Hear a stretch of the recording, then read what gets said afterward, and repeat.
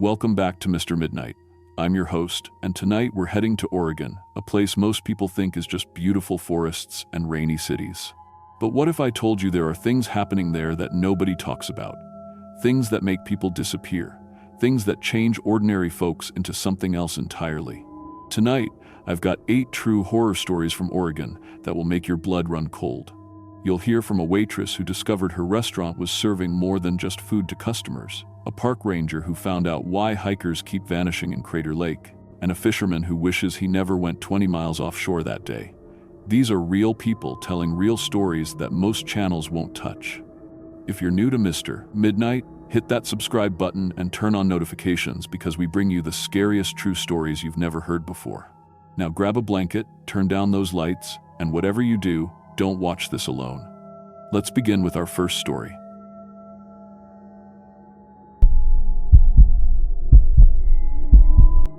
My name is Jenny Walsh, and I'm telling you this story because I don't have much time left. What happened in McMinnville changed me in ways I can't undo, and if you're listening to this, it means I'm probably already gone. But someone needs to know what's really happening in small Oregon towns and why you should never ever trust food that makes you feel too good. I've been a server for 8 years, working my way through every type of restaurant you can imagine. I thought I'd seen it all: health code violations, drunk customers, kitchen fires. I even worked at a place in Portland where the owner was laundering money through fake orders. But nothing prepared me for what I discovered at Harvest Table in McMinnville. McMinnville is one of those towns that looks perfect from the outside. Population 35,000, surrounded by vineyards and farmland, the kind of place where everyone knows each other and nothing bad ever happens. Harvest Table sits right on 3rd Street in a converted 1,920 farmhouse, all exposed beams and vintage charm. The owners, Sarah and Mike Chen, bought it in 2019 and turned it into the most popular farm-to-table restaurant in Yamhill County. I started working there in June 2021, and at first, everything seemed normal. Good tips, friendly regulars, decent management. The only weird thing was how obsessed our customers were with the food. I mean, people loved eating there, but it went beyond normal restaurant loyalty.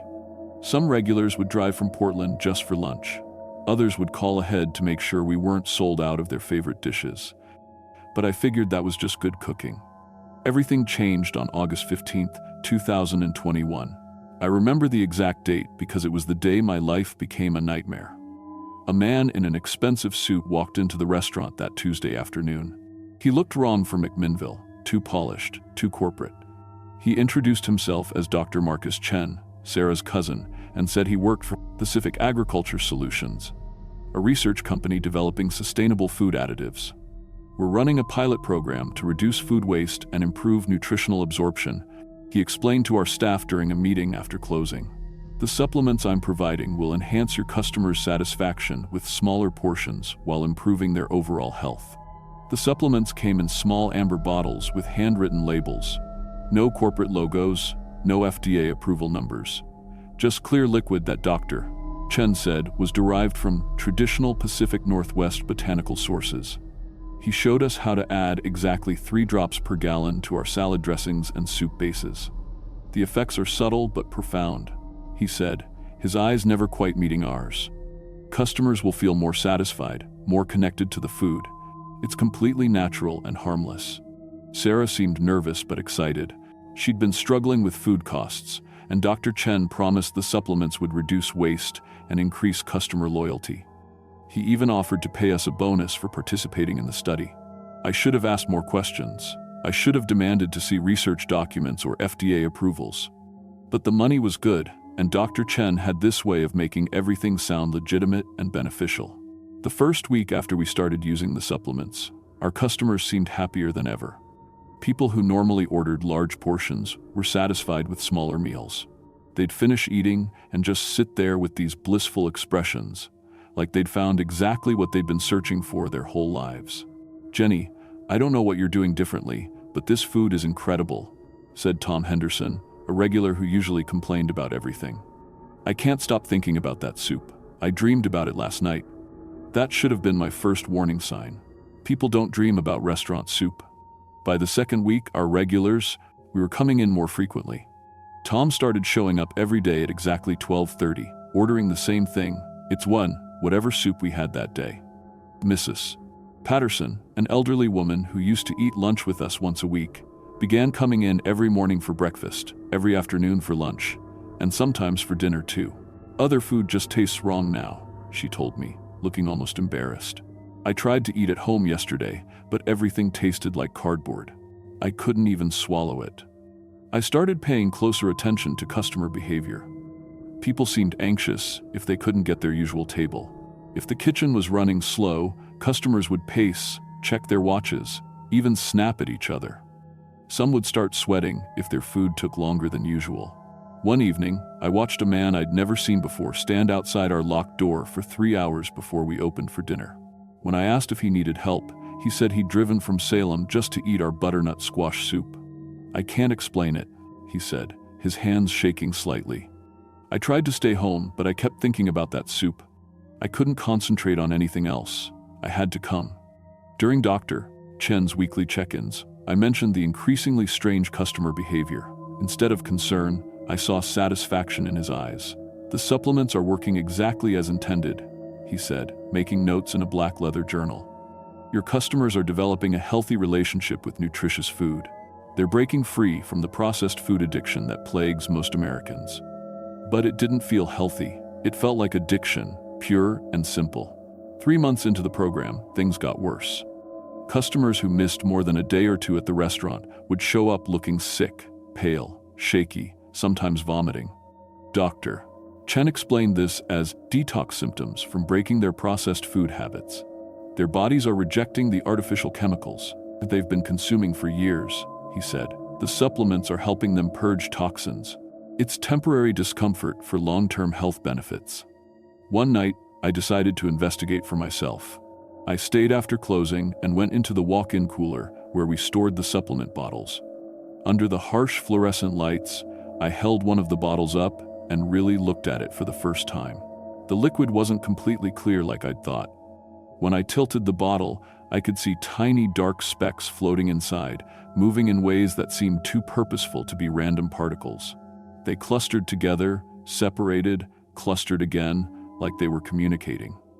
I took a drop of the supplement and put it under the food safety microscope we used for contamination testing. What I saw made my stomach turn. The specks weren't plant matter or minerals, they were alive. Tiny, worm-like organisms writhing and pulsing with their own internal rhythm. As I watched, they began to cluster together, forming larger, more complex structures. And then one of them turned toward the microscope lens, as if it could see me watching. I jerked back from the microscope, knocking over a stack of plates. In the crash and clatter, I heard something else.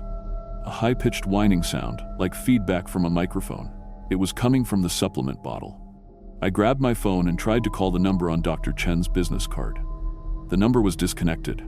I searched online for Pacific Agriculture Solutions, CS. The website was gone. Every research study and document he'd shown us had vanished from the internet. But I found something else. Buried in a Portland State University graduate student's thesis on parasitology, I found a reference to Oregonensis manipulans, a theoretical parasitic organism that could alter host behavior through neurochemical manipulation. The thesis had been withdrawn from publication, but I found a cached copy. According to the Bradlist research, the organism was discovered in soil samples from old-growth forests in the Oregon Cascades.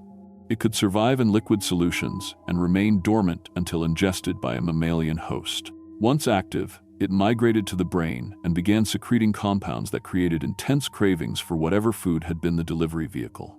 The thesis described the organism as potentially beneficial for treating eating disorders and addiction, but warned about the ethical implications of using it without informed consent. The final note mentioned that all research had been terminated due to concerning behavioral changes in test subjects.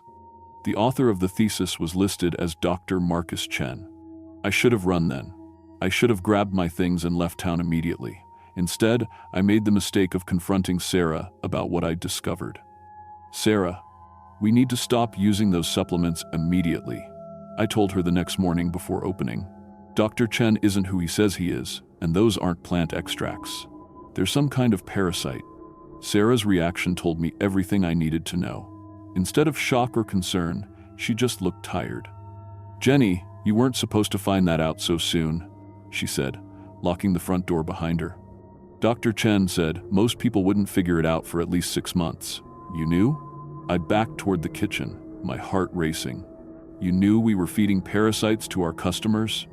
Do you see how happy they are? Sarah's voice took on the same dreamy quality I'd been hearing from customers. Do you see how healthy they've become? No more obesity, no more binge eating, no more food addiction. We're helping people, Jenny. That's when I noticed Sarah's eyes.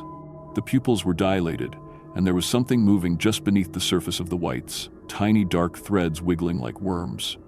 You're infected too, I whispered.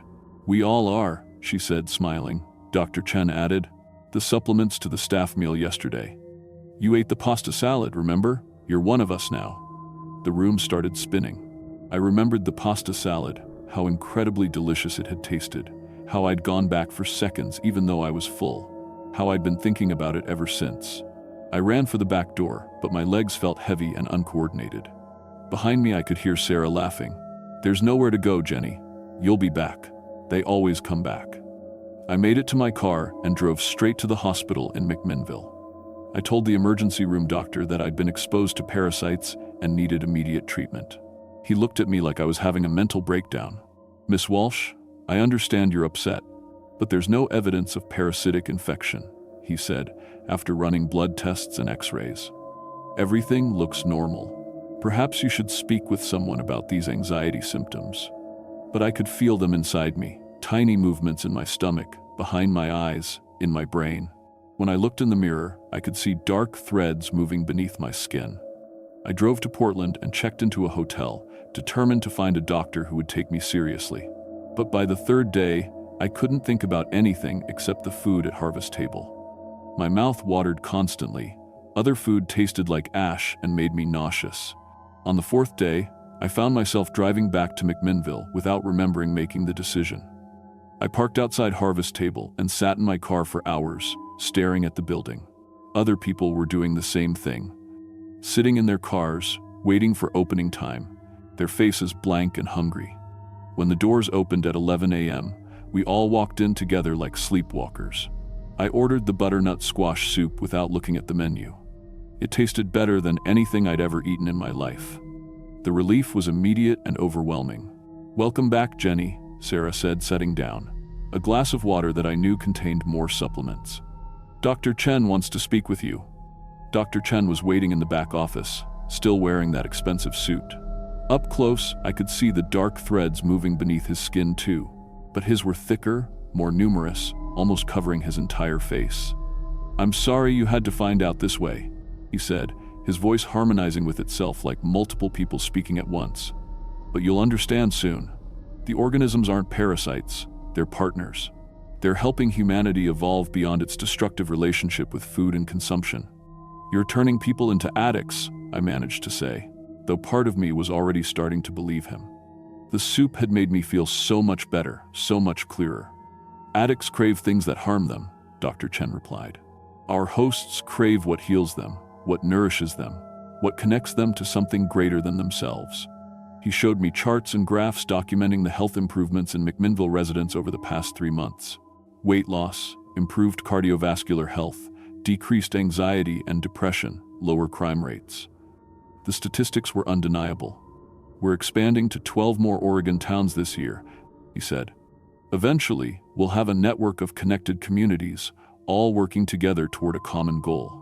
Imagine a world without obesity, without eating disorders, without the constant anxiety of choice. Imagine being part of something bigger than your individual wants and needs. As he spoke, I could feel my resistance weakening. The organisms in my brain were releasing chemicals that made his words sound reasonable, even beautiful. Part of me recognized the manipulation, but a larger part was too tired to fight anymore. That was 6 months ago.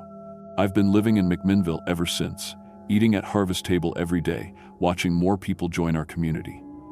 The organisms have grown stronger inside me. Sometimes I can feel them thinking, planning, communicating with the others through networks I don't fully understand. I'm recording this message during one of my increasingly rare moments of clarity, when the organisms are dormant and I can think like my old self again. These moments are getting shorter and further apart. Soon, I don't think there will be any of the original Jenny left. Dr. Chen was right about one thing.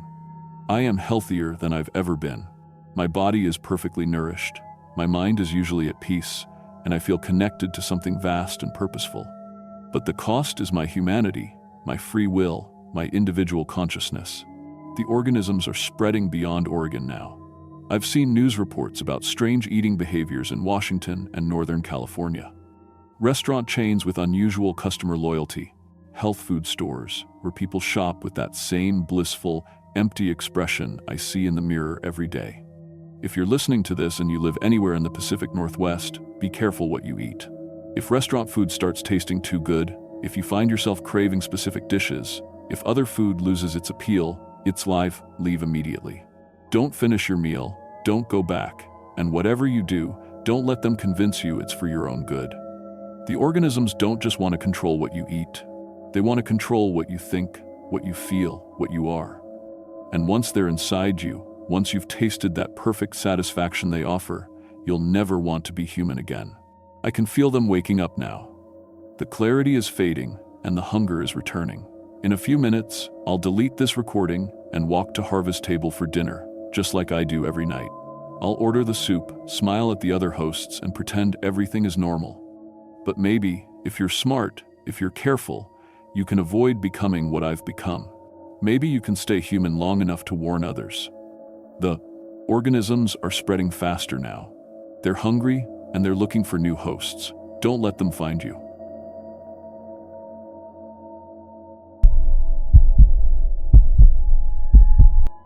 My name is Tom Peterson, and I've been driving snowplows for the Oregon Department of Transportation for 12 winters. I know these roads like the back of my hand. Every curve, every hill, every spot where the wind likes to pile up snow. I've worked through blizzards that would make most people hide in their houses, and I've pulled more cars out of ditches than I can count. People think snowplow driving is just about pushing snow around, but it's not. We're the ones who keep the highways open when everyone else goes home. We work when it's dark, when it's cold, and when visibility drops to nothing. The state gives us good training, defensive driving, equipment maintenance, emergency response. I've got my CDL with all the right endorsements, and I know how to handle a 40,000-pound truck in conditions that would terrify most drivers. But what happened during the February 2021 blizzard changed everything I thought I knew about helping people. Some rescues don't end the way they're supposed to, and some decisions haunt you forever. The storm hit Central Oregon on a Thursday night, and it was the worst I'd seen in 20 years. The National Weather Service was calling it a historic weather event, which is code for stay off the roads if you want to live. But that's exactly when guys like me earn our paychecks. I was assigned to Highway 97 between Bend and Redmond, about a 20-mile stretch that connects two of the biggest towns in Central Oregon. It's usually a busy road, even in winter, but that night it was like a ghost highway. The snow was coming down so hard that my wipers could barely keep up, and the wind was pushing it sideways across the road in sheets. My truck was a 2019 Freightliner, with a 12-foot front blade and a sand spreader in the back. Good equipment, well-maintained, with four-wheel drive and chains on all 6 tires. The cab was heated and had all the latest communication gear, radio, GPS, emergency beacon. I'd been driving for 16 hours straight with mandatory overtime, but the coffee was keeping me alert and the truck was running smooth. The problem was, I couldn't keep up with the snow. I'd plow a section clean, turn around, and by the time I got back to where I started, there would already be 3 inches covering the asphalt. The temperature was dropping fast, and what little traffic was left was crawling at maybe 15 miles per hour with hazard lights flashing. Around 11 p.m., my radio crackled to life. "Tom, we've got a family stranded about 5 miles south of Bend. Sedan slid off the highway and they're stuck in a snowbank. Can you respond?" "Copy that, dispatch. I'm maybe 10 minutes out." I found them easily enough. Their headlights were still on, cutting through the falling snow like lighthouse beams. It was a dark blue Honda Civic, and it was buried up to the windows. The snow had drifted around it like it had been there for hours, but I could see exhaust coming from the tailpipe, which meant the engine was still running. I parked my plow truck on the highway with the emergency flashers going and walked over to check on them. The driver's side window rolled down when I tapped on it, and a man in his 30s looked up at me with relief written all over his face. "Thank God," he said. "I'm Mike, this is my wife Sarah, and our kids Emma and Jake." We were driving home from visiting grandparents in Redmond when the visibility just disappeared. I could see the whole family inside, Mom in the passenger seat, 2 kids bundled up in the back. The little girl, Emma, looked about 8 years old. The boy, Jake, was maybe 5, and he was clutching a stuffed dinosaur. "Everyone okay in there?" I asked. "Cold, but we're all right," Sarah said. "We've got snacks and bottled water, and we've been running the heater." That worried me. They'd been sitting there for who knows how long, with the engine running and snow piled up around the exhaust. Carbon monoxide poisoning is a real danger in situations like this, especially with kids.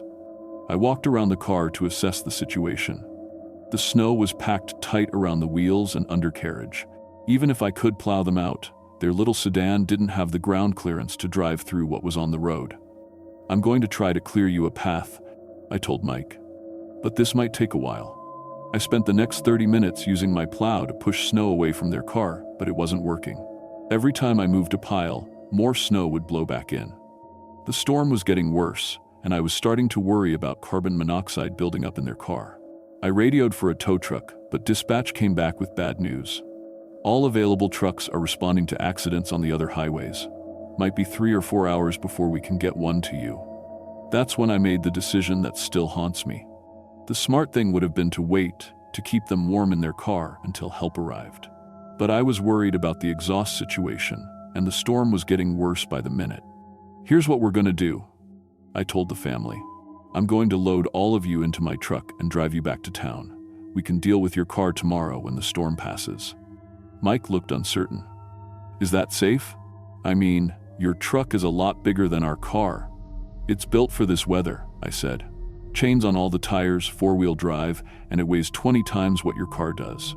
We'll take it slow and steady." Sarah looked at the kids. "What do you think, guys? Want to ride in a real snowplow truck?" Emma's eyes lit up. "Can we see the plow blade? When we get to town, I'll show you how everything works," I promised. Getting them transferred over was easy enough. I had a thermos of hot chocolate in the cab, and both kids perked up when they got their hands on it. Jake was fascinated by all the controls and gauges, and Emma kept asking questions about how the blade worked.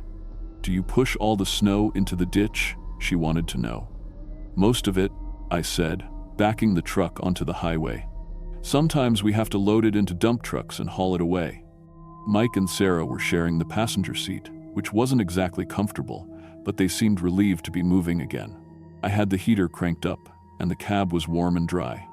Outside, the snow was still coming down hard, but my headlights cut through it better than their cars had.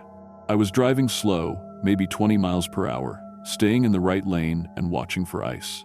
The weight of the truck and the chains were keeping us stable, but I knew better than to get overconfident in conditions like this. That's when everything went wrong. About 3 miles north of where I'd picked them up, I hit a patch of black ice that I never saw coming.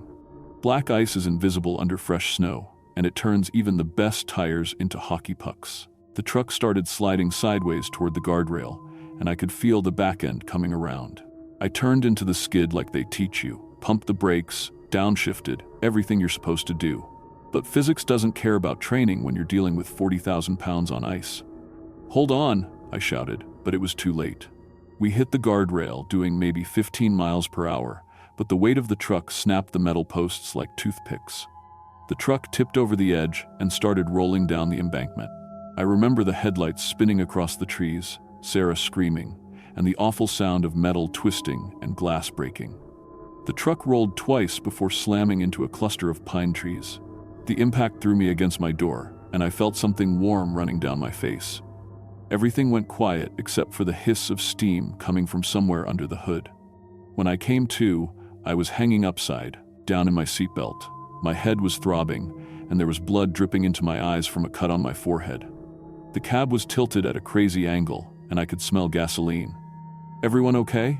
I called out, but my voice sounded weird and distant. Mike was unconscious, hanging next to me with his left arm bent at an angle that made my stomach turn. Sarah was awake and crying, trying to reach into the back seat where the kids were. "Emma? Jake? Can you hear Mommy?" Emma answered, but her voice was shaky. My head hurts, and Jake won't wake up. I twisted around to look at them. Emma had a deep cut on her forehead that was bleeding pretty bad, but she was alert. Jake was unconscious, and his breathing sounded wrong, raspy and irregular. The smell of gasoline was getting stronger, and I could see fuel dripping from somewhere underneath us. The truck's electrical system was making sparking sounds, and I knew we needed to get out fast. I managed to kick out what was left of the windshield and squeeze through the opening. The snow outside was knee-deep, and the cold hit me like a slap in the face. "Sarah, can you move?" I called back into the cab. "I think so," she said. "I need you to unbuckle yourself and crawl out here with Emma. Careful of the glass." Getting Sarah and Emma out took about 5 minutes. Emma was scared and crying, but she could walk. Sarah had some cuts and bruises, but nothing that looked serious. The problem was Mike and Jake. They were both trapped by twisted metal and the collapsed dashboard. Mike's arm was definitely broken, and Jake wasn't responding at all. "We have to get them out," Sarah said, trying to climb back toward the wreckage. "The truck could catch fire," I told her. "I'll get them, but I need you and Emma to stay back." I went back into the cab, trying to figure out how to free them. Mike was starting to come around, groaning and trying to move his broken arm. "Don't move," I told. "You're hurt pretty bad." "Where are my kids?" he asked. "Emma's safe. I'm working on Jake." But Jake wasn't responding to anything. His pulse was weak, and his breathing was getting worse. I tried CPR, but with the angle we were at and the twisted metal, I couldn't get him positioned right. The electrical sparking was getting worse, and I could see small flames starting to lick up from under the engine compartment. "Mike, I have to get you out of here right now," I said. He looked at me with glassy eyes. "Is Jake okay?" I wanted to lie, but I couldn't. "He's hurt bad, real bad." "Take care of Sarah and Emma," he whispered. "Promise me. You're going to take care of them yourself," I said, but we both knew better. The flames were spreading fast, and the smoke was getting thick. I had to make a choice that no one should ever have to make. I grabbed Mike's good hand. "I'm sorry," I said. "I know," he whispered back. "Go." I climbed out of the wreckage and ran back to where Sarah and Emma were waiting in the snow. The truck was fully engulfed in flames now, and we could hear the gas tank building pressure. "Where are Daddy and Jake?" Emma asked. Sarah looked at me, and I think she already knew. I just shook my head. Sarah collapsed in the snow, screaming. Emma just stared at the burning truck with these empty eyes, like she couldn't process what was happening. "Why won't Daddy and Jake come out?" she asked me. "Are they still sleeping?" We waited in the snow for over an hour before another plow truck found us. Sarah had stopped screaming by then, but she wouldn't let go of Emma. The little girl kept asking when her daddy and brother were coming home. The rescue team recovered the bodies the next morning, after the fire had burned itself out. There wasn't much left to recognize.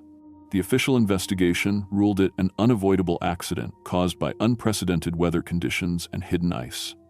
Sarah sued the state for negligent operation, but the case was dismissed because I had been following proper emergency procedures. I quit my job 2 weeks later. Couldn't handle seeing another snowflake without hearing Emma ask why Jake wouldn't wake up. Took me 2 years before I could drive in winter weather again. And even now, when I see families stranded on the side of the road, I call for backup instead of trying to help them myself. Sometimes doing the right thing leads to the worst possible outcome. And sometimes the people you're trying to save end up paying the price for your good intentions. I still live in Bend, and I still see Sarah and Emma around town sometimes. Emma's 15 now, and she doesn't remember me. But Sarah does.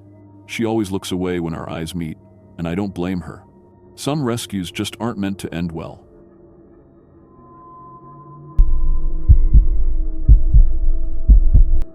My name is Maria Gonzalez, and I need to tell you what really happened in Portland between March 2022 and January 2024. The news reported it as a pharmaceutical company testing illegal drugs on food truck customers. They called it corporate misconduct, paid some fines, and moved on. But that's not the whole truth. What I experienced, what hundreds of us experienced, goes deeper than corporate greed. It goes to places that make you question if the people running this world are even human anymore. I've been running my taco truck in downtown Portland for 8 years now.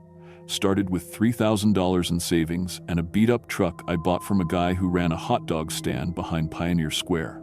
I work 16 hours a day, 7 days a week, serving tacos and burritos to office workers, construction crews, and college students.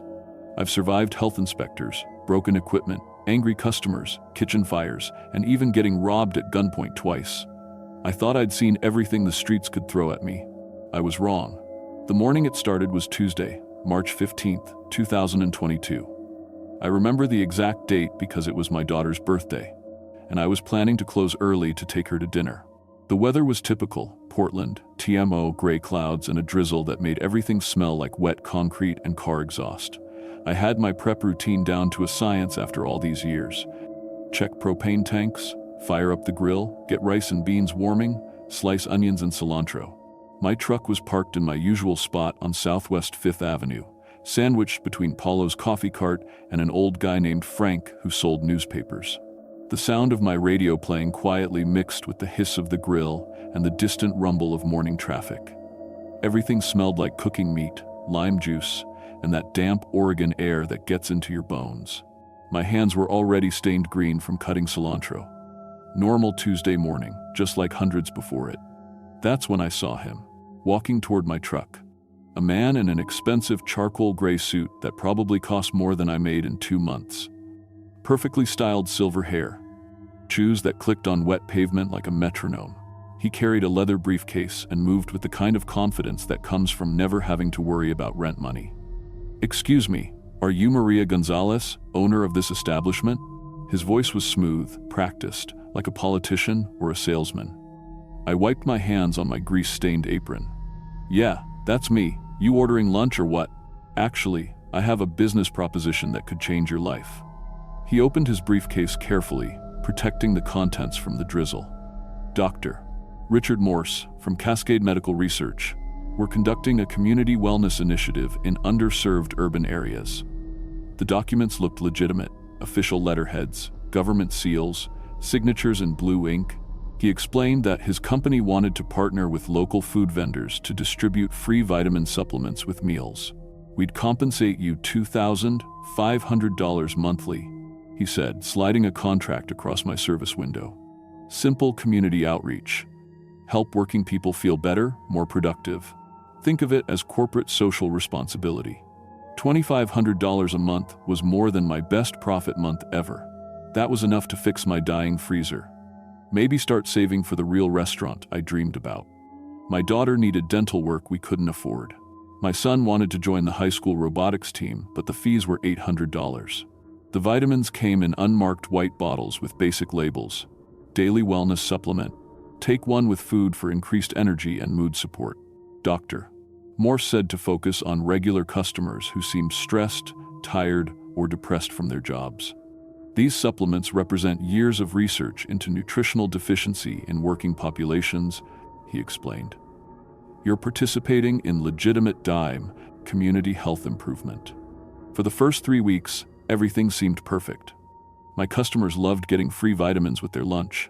Construction workers said they felt more energetic. Office workers claimed reduced stress. Everyone was grateful, happy, spreading word about my truck to their friends. But then the changes started. James Rodriguez had been eating at my truck for 4 years. Construction foreman, tough as nails, treated every interaction like a business transaction. Always complained about something: TMB wait times, prices, whether I had enough hot sauce. Never smiled, never made small talk, paid exact change, and walked away. After taking vitamins for 3 weeks, James started acting like a different person. He began bringing me flowers, actual bouquets from grocery stores. Started staying to chat about his day, his family, his dreams. His eyes would light up when he saw me, like I was his daughter or something. "Maria, I don't know how to explain this," he said one Thursday, gripping his burrito like a lifeline. "But coming here, seeing you, it's become the most important part of my day. Like, I actually feel sick when I think about not coming here." Sarah Chen, who worked at a downtown law firm, started visiting my truck 4 times daily instead of her usual once. Morning coffee, lunch, afternoon snack, then again around 5 p.m. for food she didn't eat. "I can't focus at work unless I've seen you," she told me, her hands shaking slightly as she held her coffee. "It's like I'm not complete unless I've been here. Does that sound crazy?" The pattern repeated with every customer taking vitamins. They became obsessively attached, emotionally dependent, spending money they didn't have on food they didn't need just to stand near my truck. People who used to complain about everything became unnaturally agreeable. When I made mistakes with orders, they thanked me anyway. It wasn't customer loyalty. It was something else, something wrong. I called Dr. Morse to report the strange behavior. He answered immediately, like he'd been waiting. Increased customer satisfaction is beneficial for your business, Maria. Strong customer relationships drive revenue growth. But they're acting obsessed. I insisted. This isn't normal. Proper nutrition improves mood and social bonding. What you're observing is optimal consumer behavior. Continue the program as directed. His tone was flat, clinical, like he was reading from a script. When I pressed for more information, he hung up. That night, I decided to test a vitamin myself. I took one with dinner around 8 p.m., expecting maybe mild energy or mood improvement. What happened over the next 4 hours was terrifying. I felt overwhelming love for everyone I encountered. Not normal affection, artificial, chemically induced euphoria that made me want to hug strangers, give away money, make everyone around me happy regardless of cost or consequences. I drove to a 24-hour grocery store and nearly bought $500 worth of food to hand out to homeless people. I called my ex-husband, who I hadn't spoken to in 3 years, and told him I forgave him for everything. The feeling wasn't natural. It was like someone had rewired my brain to eliminate normal social boundaries and financial judgment. I gave away over $600 worth of free food the next day because seeing disappointed customers caused actual physical pain. A homeless man asked for change, and I emptied my cash register. When a customer complained about wait time, I nearly cried and offered free meals for a month. The effect lasted 3 full days. When it finally faded, I felt hollow, confused, angry. Whatever was in those vitamins wasn't promoting health. It was hijacking brain chemistry to create artificial emotional responses. I researched Cascade Medical Research online. The website looked professional, but clicking deeper revealed it was registered only 6 months earlier. No staff directory, no research publications, no FDA registrations. Dr. Richard Morse didn't exist in any medical database. I contacted Portland State University's pharmacy program. A graduate student named Mike Chen agreed to analyze the vitamins for $300 cash, no questions asked. He said results would take 2 weeks. When Mike called, his voice was shaking. "Maria, what the fuck are these things? They contain synthetic MDMA, an experimental dopamine reuptake inhibitor, and something I can't even identify. This combination would create artificial emotional attachment to whoever provides the drug. It's chemical brainwashing. I'd been turning my customers into addicts for over a month. These people trusted me, and I'd been poisoning their minds without knowing it. I immediately stopped distributing vitamins and tried contacting every affected customer. That's when things got really dark. James had a complete psychological breakdown when I explained I couldn't give him more vitamins. He sat outside my truck crying for 6 hours, begging me not to abandon him. When I tried to leave, he grabbed my arm and said he'd rather die than lose access to me. Sarah was hospitalized for severe depression and suicide ideation when withdrawal symptoms hit. She'd written a 47-page letter about how I was the only thing keeping her alive. Other customers became violent. A guy named Marcus, who'd been taking vitamins for a month, threatened to burn down my truck if I didn't give him what he needed. A woman named Lisa started following me home, convinced we were in a romantic relationship. When I called Dr. Morse to confront him, his friendly mask disappeared completely. "You signed a binding contract, Maria. Breach of agreement carries severe financial and legal penalties. Continue distribution or face litigation that will destroy your business and personal finances. You turn my customers into drug addicts." We optimized consumer attachment for market research purposes. Discontinuing the program violates your contractual obligations and NDAs. Maintain protocol or face consequences. The line went dead. I contacted Oregon Health Authority and FDA, providing vitamin samples and lab analysis. What happened next revealed the true scope of horror. Federal agents discovered that Dr. Morse was actually Dr. Vincent Harrison, Chief Research Officer at Nexus Pharmaceuticals. His company had been conducting illegal human trials across 17 cities, targeting food trucks in low-income areas to test experimental drugs designed to create psychological dependency. But it wasn't just about customer loyalty. Internal company documents revealed the real purpose: developing chemical agents for military and intelligence applications. They were testing how to make entire populations emotionally dependent on specific individuals, locations, or experiences. The food truck program was just field testing for larger population control experiments. Over 2,400 people across multiple cities had been secretly drugged and psychologically manipulated. Food trucks, coffee carts, convenience stores, we'd all been turned into unwitting distributors for pharmaceutical weapons designed to control human behavior. The investigation uncovered company emails discussing behavioral modification in civilian populations and chemical intervention in democratic processes. They weren't just studying addiction. They were developing tools to make people emotionally dependent on political figures, brands, or ideologies. But here's where the real horror begins. Nexus Pharmaceuticals had contracts with the Department of Defense and CIA dating back to 2019. The company received $847 million in classified funding for psychological operations research. Our food truck program was partially funded by taxpayer money through shell companies and defense contractors.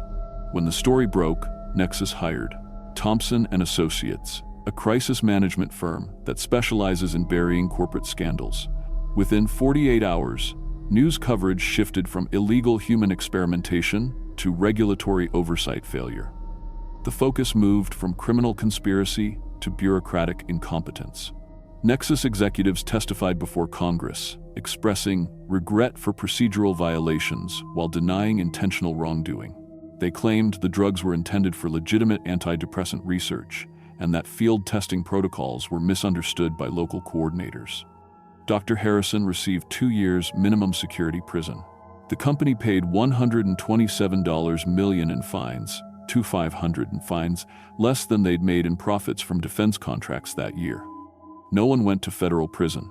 No one lost medical licenses. The executive team received bonuses for crisis management effectiveness. My customers and I received settlement payments ranging from $12,000 to $35,000, contingent on signing NDAs prohibiting us from discussing details of our experiences or naming company personnel. But the real horror wasn't the corporate cover-up or government complicity. It was discovering how many other programs were still running. During legal discovery, we found references to Project Mindbridge, ongoing research into chemical behavior modification in nursing homes, elementary schools, and military bases. Operation Consensus involved testing emotional manipulation drugs through hospital IV drips and prison food services. The documents reference collaboration with social media companies to identify optimal psychological intervention targets and partnerships with pharmaceutical distributors to embed experimental compounds in common medications. When whistleblower attorneys tried to expand the investigation, they faced death threats, professional sabotage, and mysterious car accidents. 3 lawyers withdrew from the case, citing family safety concerns. One disappeared entirely for 6 weeks, before surfacing in a psychiatric facility with no memory of the previous month. We formed a support group for affected individuals, but it was infiltrated by company representatives posing as victims. People who spoke too openly about ongoing health effects were discredited through social media campaigns and false medical records. James Rodriguez committed suicide 8 months after the program ended. His suicide note mentioned being unable to escape the chemical love he'd felt and how normal life felt empty without it. Sarah Chen developed severe agoraphobia and hasn't left her apartment in over a year. I testified before a congressional subcommittee, but my testimony was classified and removed from public record. The official report concluded that Nexus had violated FDA protocols but found no evidence of intentional harm or ongoing programs. I used my settlement money to leave Oregon entirely, moved to a small town in New Mexico where I opened a small restaurant. But I still get calls from unknown numbers, people asking about my research participation and whether I've experienced any ongoing symptoms. 3 months ago, I found unmarked vitamin bottles in my new restaurant supply delivery. Same white bottles, same basic labels. When I called the supplier, they claimed no knowledge of how the bottles got there. Last week, customers at my new restaurant started acting unusually friendly and attached, too grateful, too happy, staying too long just to be near me. When I checked my security cameras, I found footage of someone in a Nexus Pharmaceuticals uniform tampering with my food supplies at 3 a.m. The program never ended, it just moved underground.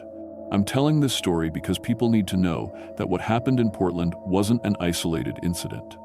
It was a field test for something larger, something that's still happening. The chemical behavior modification research continues in nursing homes, schools, hospitals, and prisons across the country. Every time you feel unusually attached to a brand, a politician, or a product, ask yourself why. Every time a community suddenly supports something they used to oppose, question what changed. Because sometimes the most dangerous experiments are the ones you never know you're part of. They didn't just test drugs on us, they tested whether Americans would accept chemical manipulation if it was packaged as corporate wellness or community improvement. We passed that test, and now they know exactly how to control us.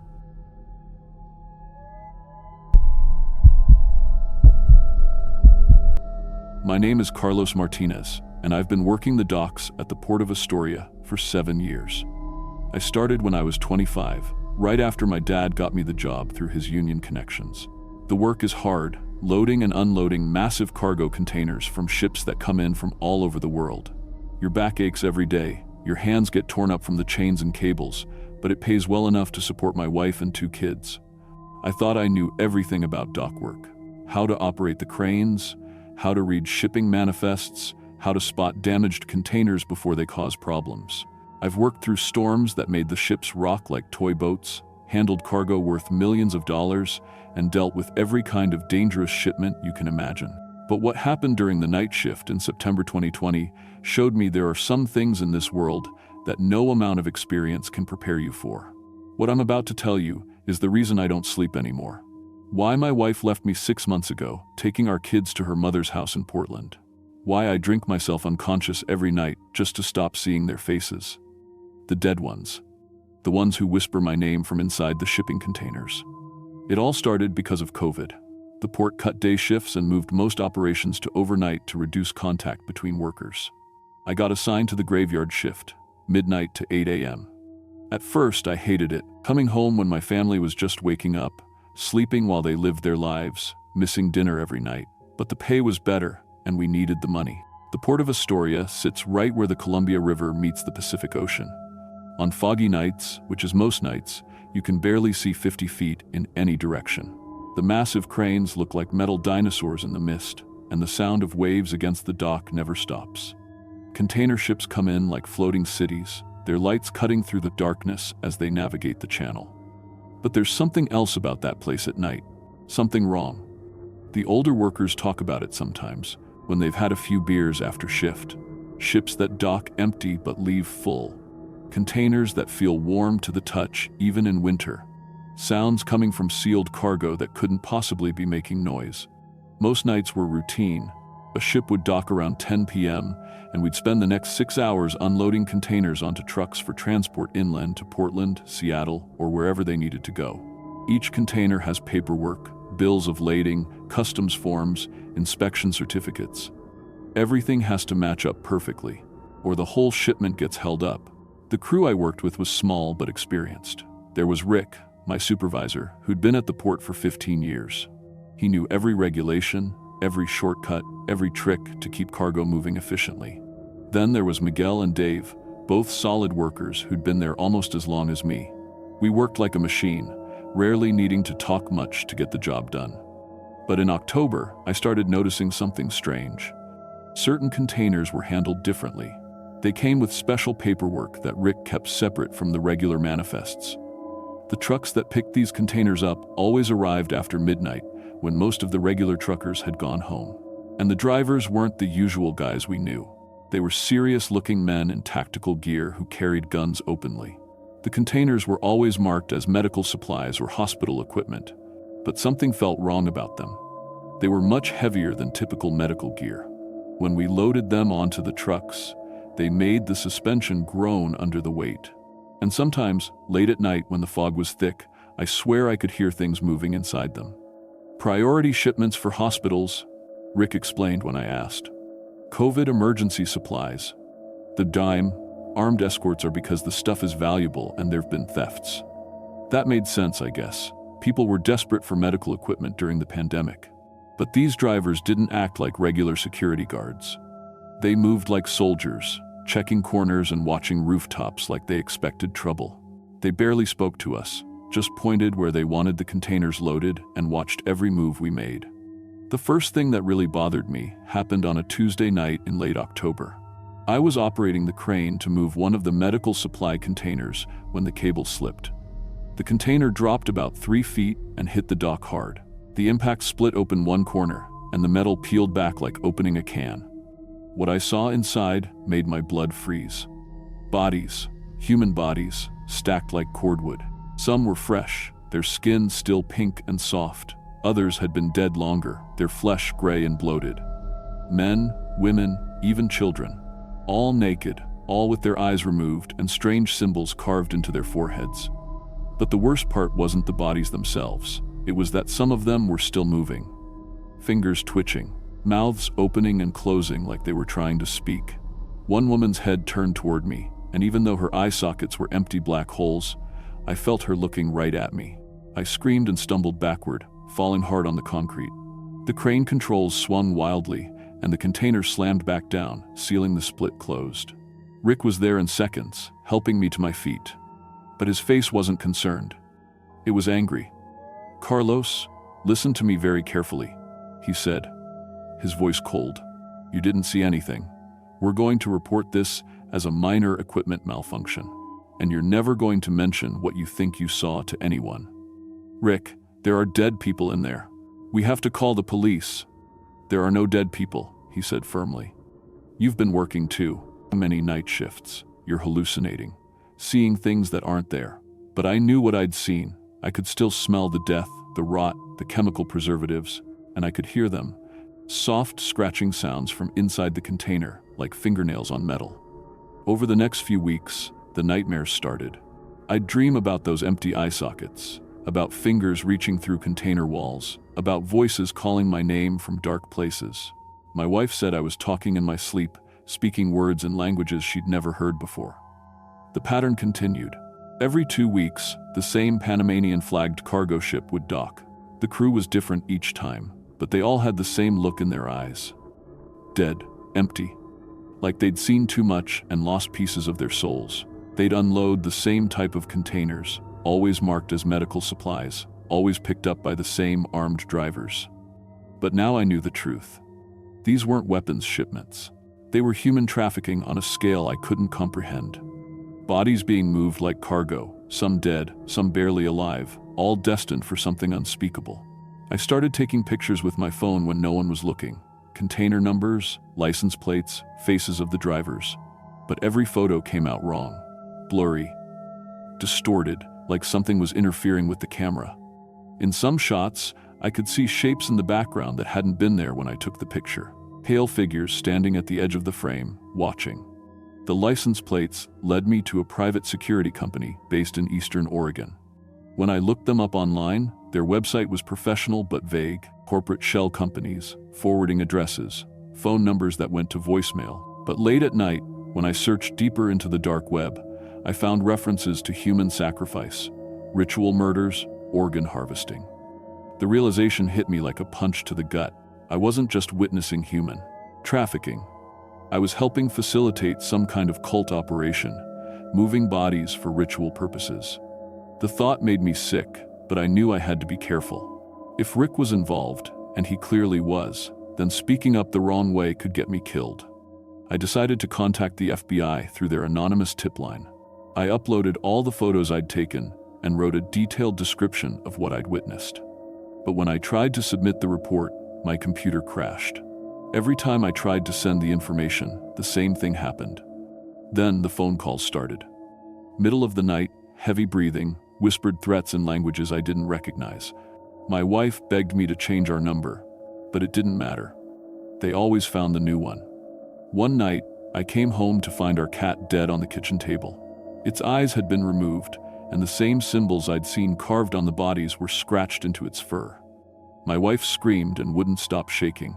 She packed a bag that night and took our kids to her mother's house. "I can't do this anymore, Carlos," she said, tears streaming down her face. "Whatever you're involved in, whatever's happening to you, I can't watch it destroy our family." She left, and I was alone. The next shipment arrived a week later. Rick assigned me to work that container personally, watching me the entire time. As I attached the crane cables, I could hear them inside. Not just movement now, but voices. Dozens of voices, calling my name, begging for help. "Can you hear them, Carlos?" Rick asked, his voice different somehow. Deeper, like multiple people speaking in unison. I looked at him and saw that his eyes had changed. They were completely black, reflecting the dock lights like an animal's. When he smiled, his teeth were too sharp, too many. "You've been chosen," he said. "The others tried to run, tried to expose us. Miguel disappeared last month, Dave quit and moved to California. But you're still here. You keep coming back. That means you're one of us now." I tried to run, but my legs wouldn't move. The fog around us had thickened into something solid, pressing against me like invisible hands. The crane controls moved by themselves, lifting the container and swinging it toward an open truck. Through the split in the metal, I could see them clearly now. Dozens of bodies, but they were all moving, all turning to look at me with those empty eye sockets. And they all had my face. "Welcome to the family," Rick said, and his voice was coming from inside the container now, from all those twisted versions of myself. That was 3 months ago. I still work at the port. I still load those containers. But now I know what's really in them. And I know that someday soon, I'll be in one too. The funny thing is, I can't quit. Every time I try to leave, I find myself back at the dock at midnight, putting on my hard hat and safety vest like nothing happened.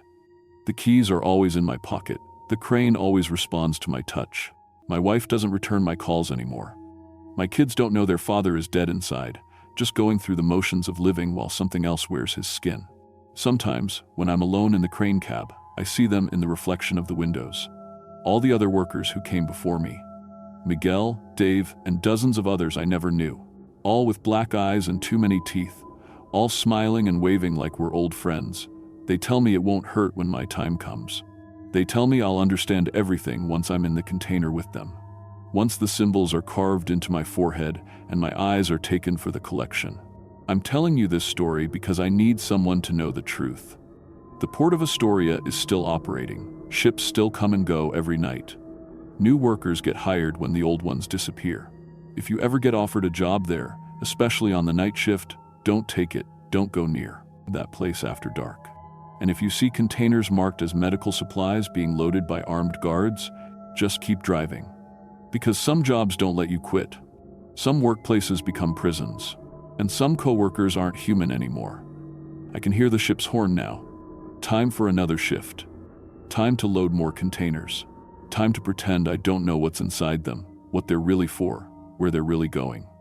My name is Carlos Martinez, and I've been dead for 3 months. But they still make me work the docks at the Port of Astoria. And tomorrow night, they're gonna make me join the others in the container. I just hope, when they carve those symbols into my forehead, I'll finally be able to stop remembering what it felt like to be human.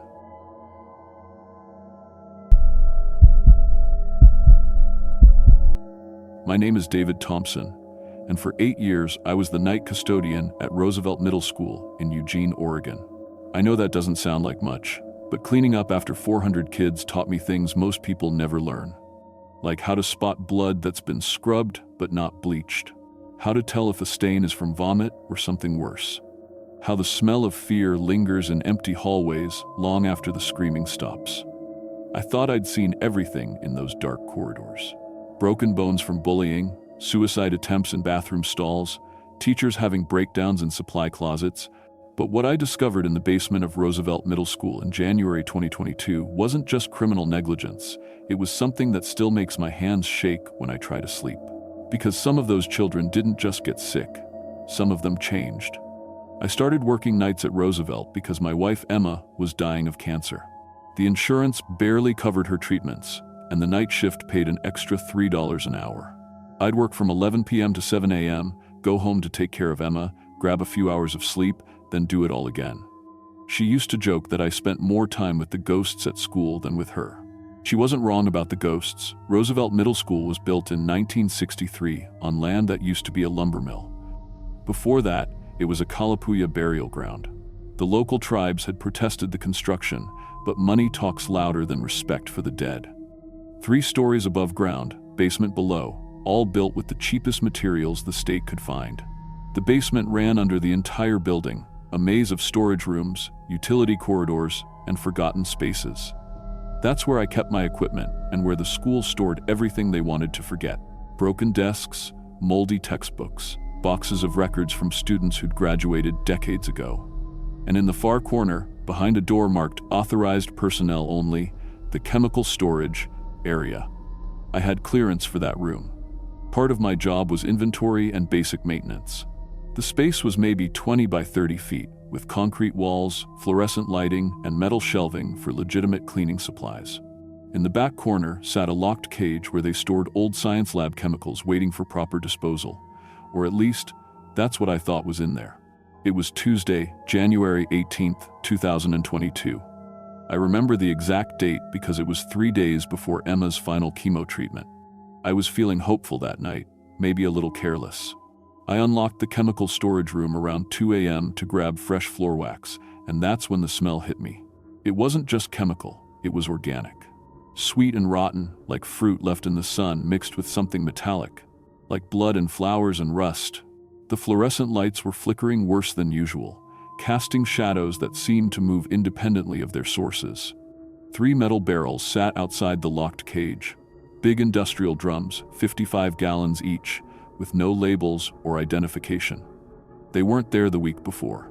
Dark stains spread out from underneath them, and the concrete around the barrels looked wrong. Pitted and discolored, like acid had been eating at it. But it was the sound that made my skin crawl. A low humming, almost like singing, coming from inside the barrels. I called Mrs. Anderson immediately. She'd been principal for 15 years, and I trusted her judgment. But when I described what I'd found, her voice changed. Got cold and sharp. "David, those are just old science lab chemicals. The disposal company will handle them this week. Don't go near them, and don't mention this to anyone. School board's been looking for reasons to cut more jobs." The threat was clear, but something in her tone bothered me, like she was reading from a script. By Friday, there were 7 barrels. The humming was louder, and I swear I could make out patterns in it, almost like voices whispering in a language I didn't recognize. The chemical stains had spread across half the storage room floor, and the concrete wasn't just discolored anymore, it was dissolving. Literally eating away, leaving holes that seemed to go deeper than they should.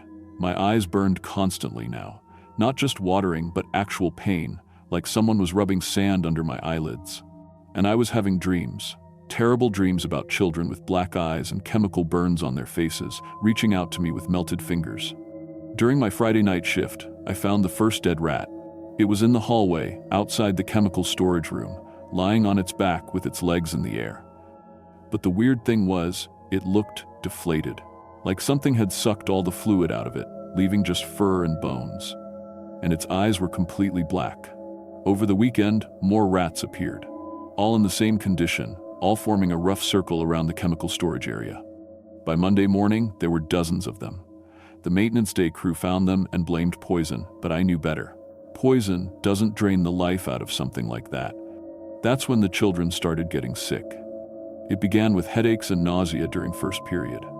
Mrs. Martinez sent Tommy Castellanos to the nurse when he couldn't stop throwing up. But when I asked her what color it was, she went pale. It was black, David, thick and black, like oil. More kids got sick throughout the week. Not just nausea now, but nosebleeds that wouldn't stop, rashes that appeared overnight. And the strangest thing, some of them started acting different, quieter, like they were listening to something the rest of us couldn't hear. Emma noticed the change in me too. I was losing weight, sleeping worse, jumping at shadows. She made me promise to see a doctor. But how do you explain to someone that you think the school where you work is poisoned by something that shouldn't exist? The breakthrough came when I decided to document everything. I took photos of the chemical spill, collected samples in mason jars, and drove them to a private lab in Portland. I told them it was urgent environmental testing. The lab called me back within hours. The technician sounded terrified. "Mr. Thompson, where did these samples come from? We've never seen anything like this. These aren't just industrial chemicals, there are organic compounds we can't identify, and they're active. Still changing, even in the sealed containers."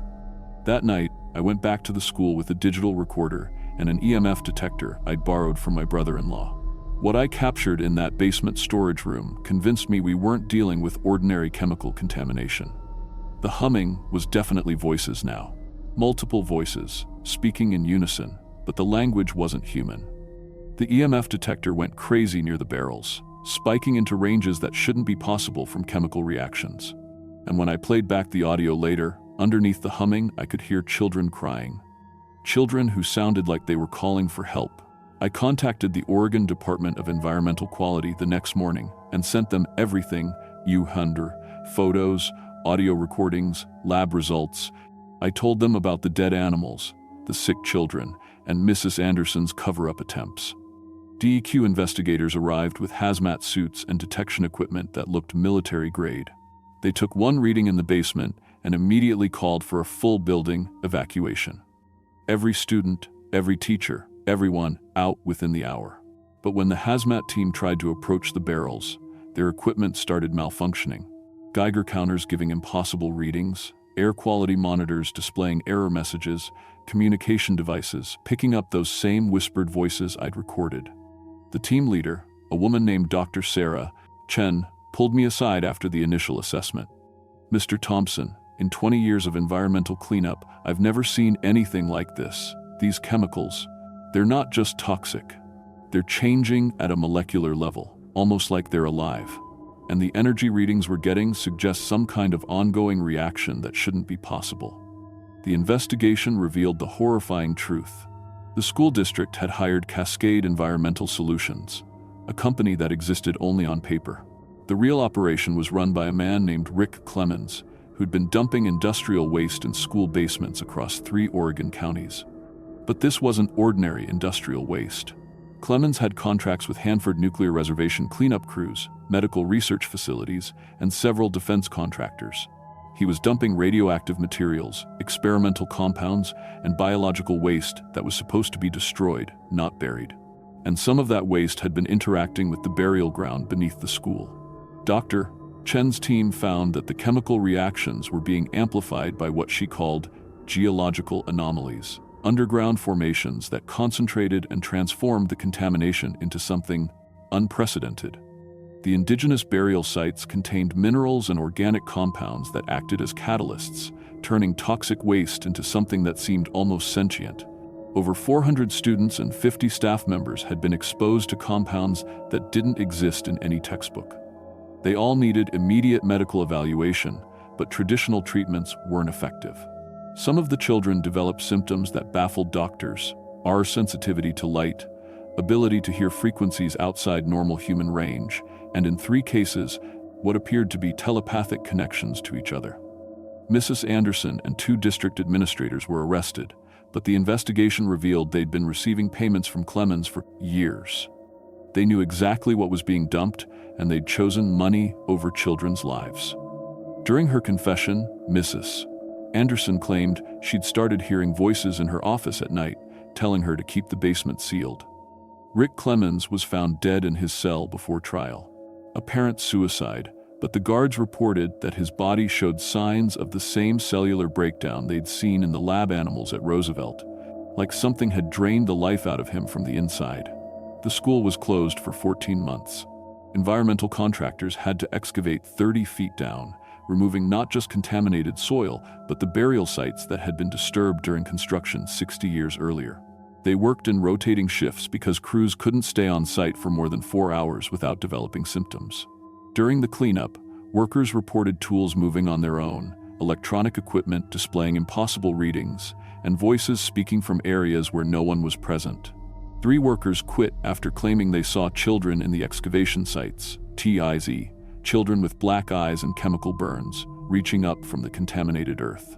The Kalapuya Tribal Council worked with environmental engineers to properly rebury the disturbed remains, performing ceremonies that seemed to quiet whatever had been awakened by decades of contamination. The new school was built with their blessing and ongoing spiritual protection. I testified at the federal trial about the cover-up and the supernatural elements of the contamination. The prosecutors were skeptical until I played the audio recordings and showed them the footage of equipment behaving impossibly around the waste sites.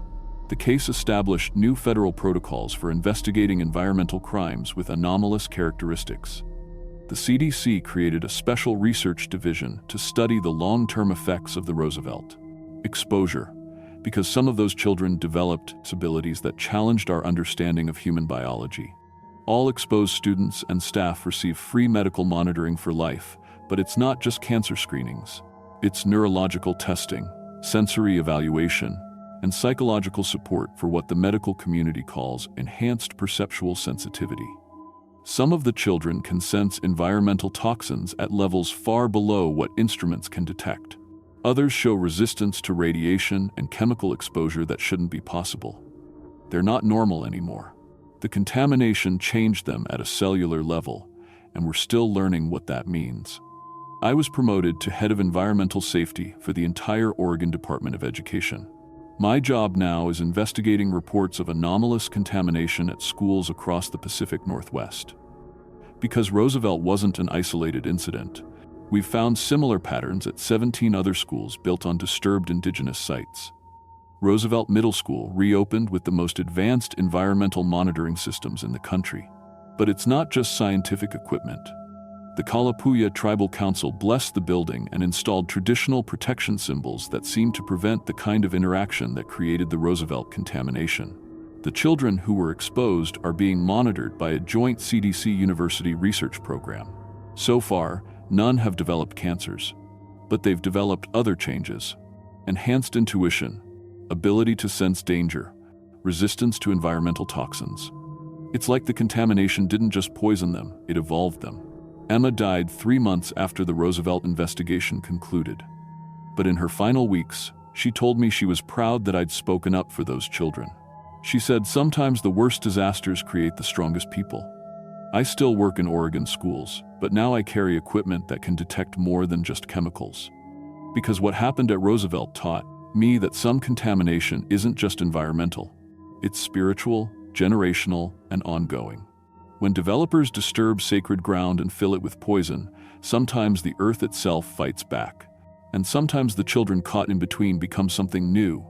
Not quite human anymore, but maybe something better adapted to survive in a contaminated world. I've seen those Roosevelt children as they've grown up. They're different, but they're not damaged. They're protective of each other and sensitive to environmental threats in ways that could save lives. Maybe the contamination didn't just hurt them. Maybe it prepared them for a future the rest of us can't see coming. But late at night, when I'm alone in empty school hallways, I still hear that humming. Those voices speaking in languages older than human memory, warning about dangers we're only beginning to understand.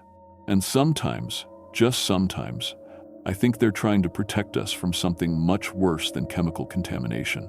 Something that's still out there, waiting for the next sacred site to be disturbed, the next school to be built where it shouldn't be.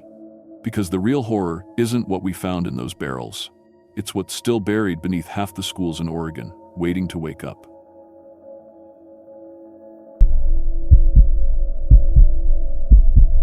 My name is Tyler Kim, and I've been a bike messenger in downtown Portland for 3 years now. I deliver important papers, legal documents, and packages to offices all over the city. It's not glamorous work, but I know these streets better than anyone. I can get from the Pearl District to Pioneer Square in 12 minutes flat, even in heavy traffic. I've dodged cars, dealt with angry drivers, and delivered packages in every kind of weather Portland can throw at you. But what happened in November 2022 made me question everything I thought I knew about this city. Sometimes the streets you think you know can hide things that shouldn't exist. I first noticed him on a Tuesday morning in early November. I was making my usual rounds, delivering contracts to a law firm on 5th Street. There he was, a man in his 30s wearing a perfectly pressed gray suit and black tie. He was standing on the corner of 5th and Morrison, completely still, staring straight ahead with this blank expression on his face. At first, I figured he was just another businessman waiting for someone, or maybe having a smoke break. Portland's downtown is full of office workers in suits, but something about him stuck with me. Maybe it was how perfectly still he stood, like he was made of stone.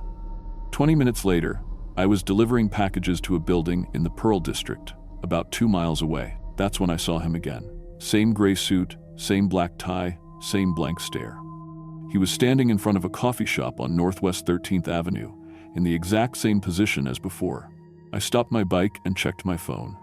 There was no way he could have gotten from 5th and Morrison to the Pearl District that fast. Even if he had a car and hit every green light, it would have taken him at least 15 minutes. I had made the trip in 12 minutes on my bike, cutting through alleys and side streets that cars can't use. But there he was, looking exactly the same. Same pale skin, same perfectly combed hair, same expression. It was like he had never moved at all. Over the next few days, I started seeing the gray suit man everywhere. Always standing perfectly still, always staring straight ahead, always in that same outfit. I saw him outside the courthouse on Southwest 3rd, then 30 minutes later spotted him near the Max station on Northwest 1st. I saw him in Pioneer Square during lunch rush, then later that afternoon, standing in front of a bank on Southeast Grand. The distances were impossible. I knew because I was the one traveling between these locations, and I was on a bike. Portland's downtown traffic is thick, especially during business hours. Nobody could move between these spots faster than me, not unless they had a helicopter. I started asking other messengers if they'd seen him too. Jake, who's been doing this job for 8 years, knew exactly who I meant. "Oh, you mean the statue man," he said, adjusting his helmet strap. "Yeah, we all see him. Weird dude just stands around all day. Never seen him actually walk anywhere." My coworker Sarah nodded. "I've been wondering about him for weeks. He's always in different spots, but I never see him moving between them. It's like he just appears." That's when I knew I wasn't going crazy. Other people were seeing him too, but nobody could explain how he got around so fast. I decided to test whether he was following me specifically or if it was just random. Instead of taking my normal routes, I started making weird detours. I'd take the long way around blocks, cut through alleys I normally avoided, and change my delivery order to visit completely different parts of downtown. It didn't matter. No matter where I went or how random my route was, I would see the gray suit man at least 3 or 4 times during my shift. And he was always in the strangest places. I saw him standing on a fire escape outside a building on Southwest Broadway. The ladder was pulled up. There was no way to get up there from street level. I saw him in a narrow alley behind a restaurant that dead-ended into a brick wall. I even spotted him standing on a second-story ledge of an old building on Northwest Couch Street. These weren't places where a normal person could just stand around. They were places you'd need special equipment or permission to access. But there he was, every time, in that same gray suit. I started trying to take pictures of him with my phone. Every time I spotted him, I'd quickly pull out my phone and snap a photo. But when I checked the pictures later, they were always blurred or showed empty space where I had seen him standing. The first few times, I figured I was just taking bad pictures while riding my bike. So I started stopping completely, getting off my bike, and taking careful photos. The results were the same: blurry images of empty sidewalks and doorways. I tried approaching him directly a few times. I'd see him standing somewhere, park my bike, and walk over to where he was. But by the time I got there, he'd be gone. Not like he had walked away. There would be no sign that anyone had been there at all. No footprints, no scuff marks, nothing. What really freaked me out was watching other people around him. I'd see the gray suit man standing on a busy sidewalk, and pedestrians would walk right past him like he wasn't there. They didn't avoid him or acknowledge him in any way. It was like he was invisible to everyone except messengers and cyclists. I started asking shop owners and security guards if they'd seen a man in a gray suit hanging around their buildings. They'd look at me like I was crazy and say they hadn't seen anyone matching that description. "A man in a gray suit?" asked the security guard at the Pioneer Courthouse Square. "Sir, there are dozens of men in gray suits downtown every day. You'll have to be more specific." But when I tried to describe his exact appearance and dozens where I'd seen him standing for hours at a time, they had no idea what I was talking about. According to them, nobody had been standing in those spots. After 2 weeks of daily sightings, something changed. I started feeling like the gray suit man was trying to communicate with me somehow. He never spoke or moved, but I began to sense that he wanted me to follow him or go to specific locations. It's hard to explain, but when I'd see him, I'd get this feeling in my head, like a quiet voice suggesting I should go a certain direction. The feeling was strongest when I saw him near buildings I didn't usually deliver to or in parts of downtown I rarely visited for work. I was scared to follow these feelings. What if it was some kind of trap? What if this guy was dangerous? But the curiosity was eating at me. Who was he? How was he getting around so fast? And why did it seem like only delivery workers could see him? One rainy Thursday afternoon, I saw the gray suit man standing in front of an old office building on Southwest 2nd Avenue. The building had been empty for years, with chains on the doors and no trespassing signs in the windows. The city had been trying to demolish it, but there were always legal issues holding things up. This time, instead of disappearing when I got close, the gray suit man turned and walked straight through the locked front door. Not like he opened it, he walked through it like it was made of air. I stood there in the rain, staring at the door. This was impossible. People don't walk through solid doors. But I had just watched it happen with my own eyes. I tried the door, expecting it to be locked tight like always. To my surprise, it opened easily. The chains were still there, but somehow the door opened right through them. The inside of the building was darker than I expected, with only dim light coming through dirty windows. But it wasn't empty like it was supposed to be. Someone had been living there, and recently. There were sleeping bags spread out on the floor, empty food containers, and camping equipment. But what really caught my attention were the walls. Someone had covered them with hundreds of hand-drawn maps of downtown Portland. Every map showed the same thing: specific intersections marked with red circles. I looked closer at the marked locations. My blood went cold. They were exactly the places where I had been seeing the gray suit man over the past 2 weeks. Every single spot was marked on these maps. But there were more marked locations than I had seen him at. Dozens more.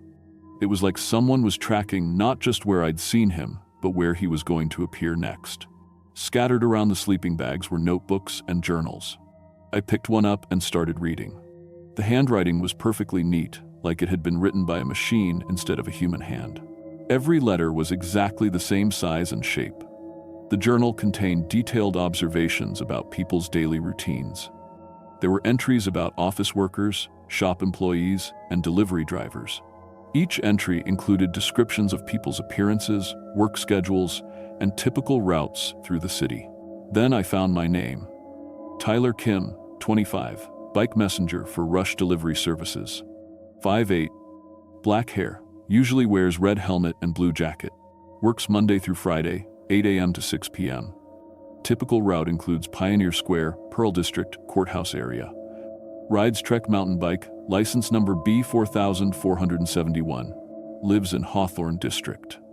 The entry went on to describe my exact daily schedule, including which buildings I delivered to most often and what time I usually took my lunch break. Whoever wrote this had been watching me for months, learning my patterns. I flipped through more pages and found similar entries for other messengers I knew. Jake, Sarah, even messengers from other companies. Someone was studying all of us. I heard footsteps upstairs and decided to investigate. The stairs creaked under my weight as I climbed to the second floor. What I found there made my hands shake. The entire second floor had been turned into some kind of surveillance center. There were computer monitors everywhere, showing live feeds from street cameras all over downtown Portland. I recognized most of the intersections. They were the same ones marked on the maps downstairs. The cameras were focused on busy areas where messengers and delivery drivers worked. Pioneer Square, the courthouse, the Pearl District, the bus mall. Whoever was running this operation could watch the movements of every delivery worker in the city. There was also radio equipment that looked like it could intercept phone calls and text messages. Computer servers hummed quietly in the corner, processing all the information being collected. I realized that someone was using this equipment to track people like me. They were studying our behavior, learning our patterns, maybe even predicting where we'd go next. You shouldn't be here. I spun around. The gray suit man was standing in the doorway, but now he looked different. More solid, more real than he had ever appeared on the streets. His pale skin had actual color, and his eyes weren't blank anymore. "Who are you?" I asked, my voice shaking. "What is all this?" He walked into the room, his footsteps making actual sounds on the floor. My name isn't important. What matters is that you've discovered something you weren't supposed to find. Are you stalking us? Why are you watching messengers? He gestured to the monitors showing downtown Portland. I'm part of a monitoring program designed to study human behavior patterns in urban environments. Your job makes you an ideal subject because you travel to every part of the city on predictable schedules. I looked at the screens, then back at him. You're studying us like lab rats. In a way, yes, but not for harmful purposes. We're trying to understand how people move through cities, how they make decisions about routes and timing. This information helps improve traffic flow, city planning, emergency response. We? Who's we? He hesitated. I'm not entirely human, Tyler. I'm what you might call an artificial entity, created to blend in with city populations and gather data. The monitoring program has been running in major cities for several years. He showed me computer files containing detailed profiles of hundreds of Portland residents. Not just messengers, but office workers, shoppers, tourists, students. Each profile included daily routines, behavioral patterns, and movement predictions. The data is transmitted to research facilities that study urban planning and population management, he explained. The goal is to make cities more efficient and safer for everyone. I looked at my own profile on the screen.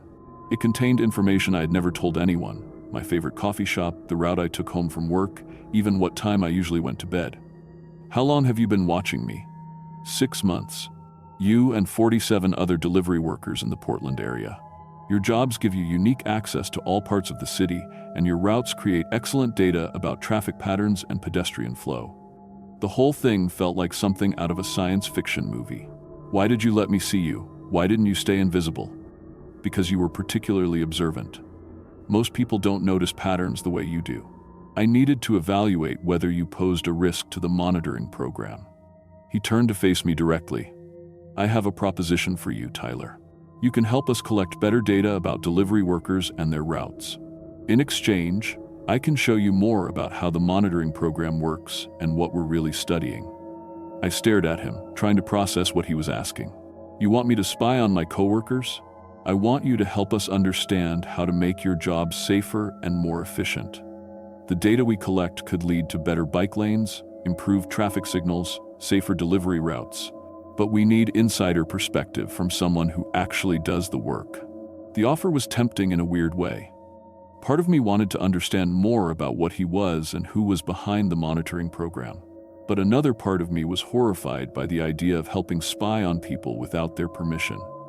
What if I say no, then you leave, and you never see me again? The monitoring program continues, but without your participation, your life goes back to normal. And if I say yes, you gain access to information that could change how cities work. You become part of something bigger than just delivering packages. I looked around the surveillance room one more time. All those monitors, all that data about people's private lives. It felt wrong, even if the stated purpose was to help people. I need time to think about this, I said finally. He nodded. I understand. This is not a decision to make lightly. I headed for the stairs, then stopped. What's your real name? I don't have one in the way you understand names. I'm more of a function than a person. That answer gave me chills. I left the building and rode my bike back out into the normal world, but everything felt different now. Since that day, I still see the gray suit man during my deliveries. But now when our eyes meet, he nods slightly, like he's waiting for my answer about joining his monitoring program. I haven't decided yet. Part of me is curious about what else he could show me, what other secrets the city might be hiding.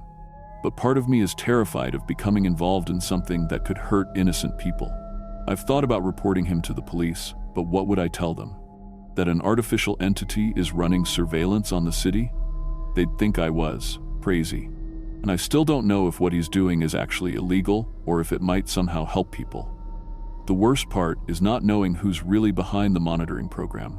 Is it the government? A private company? Something else entirely?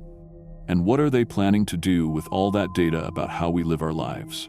I still ride my routes every day, delivering packages and documents around downtown Portland. But now I know I'm being watched, studied, analyzed. Every turn I make, every street I choose, every break I take. It's all being recorded somewhere. Sometimes I wonder if other cities have gray suit men too, watching their messengers and delivery drivers. Sometimes I wonder if this is happening everywhere, and we just don't notice. For now, I keep doing my job and avoiding the abandoned building on Southwest 2nd Avenue. But I know he's still there, waiting with his cameras and computers and endless questions about human behavior. And someday, I'm going to have to decide whether to help him or try to stop him. The choice is mine, but I'm running out of time to make it.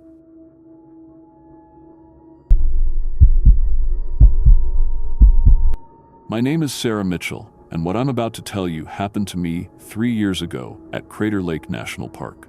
The Park Service made me sign papers saying I'd never talk about this, but they can't stop me now. I don't work for them anymore. I can't work anywhere anymore. Before you dismiss this as another cryptid story, you need to understand something. I'm not some weekend hiker who got spooked in the woods. I was a park ranger for 12 years. I had wilderness survival training, law enforcement certification, and I dealt with everything from armed poachers to mother bears protecting cubs. I thought I knew what danger looked like. I was wrong about everything. It started with David Chen going missing. David was a seasonal ranger, 26 years old, who'd been working the remote north section for 2 months. He was supposed to radio in every 6 hours, but on July 15, 2022, his radio went silent. When the search team found his truck 3 days later, it looked like he'd left in a hurry. His door was open, keys still in the ignition, and his radio was on the seat, still working perfectly. But David was gone, and so was all his gear except for one thing. His service weapon was on the ground near the truck. All 6 rounds had been fired. The official report said David probably got disoriented and wandered off. They suggested he might have fired warning shots at a bear before getting lost in the wilderness. His body was never found, but after 2 weeks, they called off the search. I knew better. David wasn't the type to panic, and he definitely wasn't the type to abandon his post without radioing for help first. That's when Ranger Williams asked me to take over David's patrol route. Someone had to monitor the remote trails, and I had the most experience with dangerous wildlife. I should have said no. I should have asked more questions about what really happened to David. Instead, I said yes, because I thought I could handle anything those woods could throw at me. Within a week of taking over David's route, I started getting the reports. Hikers coming back to the visitor center with stories that made no sense. They talked about hearing sounds in the forest that were unlike any animal they'd ever encountered. But these weren't typical, something scary in the woods stories. These people were traumatized, really traumatized. A family from Salem came to my station completely shaken up. The father was a veteran who'd done 2 tours in Afghanistan, but his hands were shaking as he told me what happened. They'd been hiking the North Rim Trail when they heard what he described as something massive breathing in the trees, like it was trying to stay quiet but couldn't.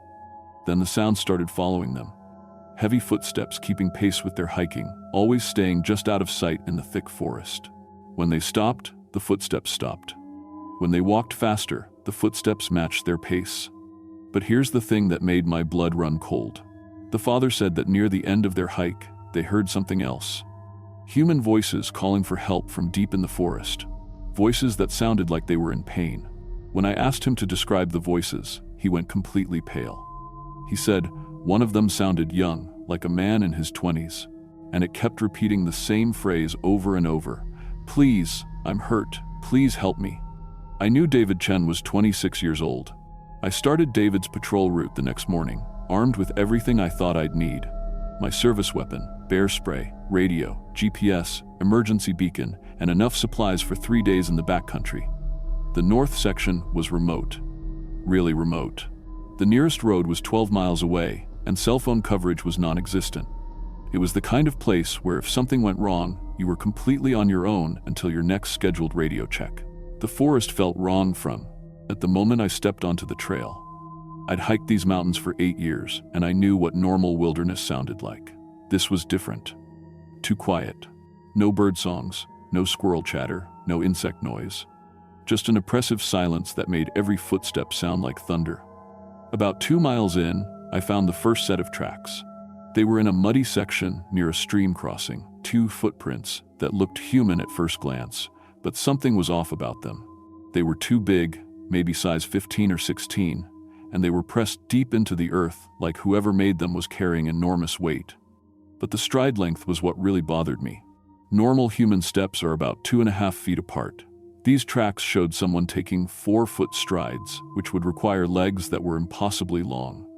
I photographed everything and took GPS coordinates. My equipment was working perfectly at that point. Clear radio signal, accurate GPS readings, fully charged batteries. That changed fast. By noon, my radio started picking up interference. Not static, something worse. Faint voices talking in what sounded like a mixture of English and something else. Something old. The voices were hard to make out, but I kept hearing fragments. He's coming back, and shouldn't have left the offering, and the treaty is broken. When I tried to radio headquarters for my scheduled check-in, the signal was completely garbled. All they could hear on their end was static mixed with what they described as animal sounds. My GPS unit started acting up around the same time. The coordinates would flicker and change, showing me in locations that were miles away from where I actually was. Sometimes it showed me in places that didn't exist on any map. Coordinates that placed me in the middle of Crater Lake itself, 200 feet underwater. I changed the batteries in both devices, but the problems got worse. By late afternoon, my GPS was showing coordinates that placed me in different states entirely. Oregon, then Nevada, then somewhere in Canada. That's when I realized I was being herded. The trail I was following should have led back toward the main visitor area, but somehow I was getting deeper into the wilderness. The terrain was becoming more rugged, more isolated, and completely unfamiliar. That's when I smelled it. A stench so powerful it made my eyes water. The smell of rotting meat mixed with something else. Something wild and musky that I'd never encountered before. I followed the smell to a natural depression in the forest floor. Maybe 30 feet across and surrounded by thick brush. What I found there will haunt me for the rest of my life. It was a feeding ground. Bones scattered everywhere, some animal, some that looked disturbingly human. Rib cages picked clean, skulls with holes punched through them, long bones that had been cracked open to get at the marrow inside. But it was the fresh remains that made me understand the true horror of what I'd stumbled into. A Park Service uniform, torn to shreds and soaked in dried blood. A name tag that read D. Chen. And hanging from a tree branch like some kind of trophy was David's radio, still crackling with static. That's when I heard the breathing behind me. I turned around slowly and saw them standing at the edge of the clearing. Not one creature, 3 of them. Each about 9 feet tall, covered in dark fur, standing upright like humans, but with proportions that were completely wrong. Their arms hung down past their knees, ending in hands with claws that looked like they could tear through steel. Their faces were a nightmare mixture of human and something else. Intelligent eyes that held a malevolent understanding, but mouths full of teeth designed for tearing flesh. But the worst part was their behavior. They weren't acting like animals. They were coordinating, communicating with each other through low grunts and clicks. One of them pointed at me with a clawed finger, and the others spread out to surround me. They'd been hunting me, herding me to this place with their electromagnetic interference, cutting off my communications, and leading me exactly where they wanted me to go. One of them opened its mouth and spoke, not growls or animal sounds, actual words in a voice that sounded like gravel being ground together. You found offering. Then it gestured toward David's remains, and I understood. David Chen hadn't gotten lost or been killed by accident. He'd been hunted, killed, and left here as a message, a warning to other humans to stay away from their territory. But I'd ignored the warning, and now I was going to join him. I drew my service weapon and fired 3 shots center mass at the closest creature. The bullets hit it square in the chest, but it just staggered back a step and looked down at the wounds with what I can only describe as mild annoyance. Then it smiled, showing me those massive teeth, and let out a sound that wasn't quite a roar and wasn't quite laughter. I ran. The forest erupted in chaos behind me as all 3 creatures gave chase. They moved through the trees like they were built for it, crashing through brush that slowed me down, leaping over fallen logs that I had to climb around. I could hear them communicating as they hunted, calling to each other with that mixture of clicks and growls. They were working together, one driving me forward while the others moved to cut off escape routes. My radio crackled to life, and I heard David Chen's voice coming through the static. "Sarah, don't run toward the lake. They're waiting." I don't know how that was possible. David had been dead for weeks, but his voice was clear and desperate, trying to warn me even from whatever hell he'd been dragged into. I changed direction, heading away from the lake toward what I hoped was the Ruminipal main trail. Behind me, I heard one of the creatures let out a frustrated roar that echoed through the entire forest. I found a massive pine tree and started climbing, my hands shaking so badly I could barely grip the branches. About 30 feet up, I found a thick branch that could support my weight and tried to catch my breath. Below me, the three creatures emerged into the clearing. But they weren't alone anymore. More of them came out of the forest. 5, then 7, then 10. A whole pack of these things, all of them looking up at me with those intelligent, malevolent eyes. One of them, larger than the others, walked over to the base of my tree and spoke again. "You cannot leave. You have seen the feeding place." Its voice was getting clearer, more human-like, as if it was remembering how to speak our language. "Others must not know. The treaty must be protected." That's when I understood the full scope of what was happening. These creatures had been living in the remote areas of the park for years, maybe decades, and someone in the Park Service knew about them. There was an agreement, a treaty, that kept humans out of certain areas in exchange for the creatures staying hidden. David Chen had violated that treaty somehow, and he'd paid for it with his life. Now I was going to pay the same price. I stayed in that tree for 18 hours while the creatures took turns guarding me below. They were patient, methodical, waiting for exhaustion or thirst to drive me down to them, but something I didn't expect happened. Around dawn, I heard helicopters in the distance, search and rescue choppers, flying a grid pattern over the forest. The creatures heard them too, and for the first time since I'd encountered them, they looked nervous, agitated. The big one that had spoken to me let out a series of clicks and grunts, and most of the pack melted back into the forest.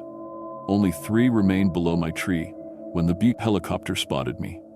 I flagged them down with my emergency mirror, and they lowered a rescue harness.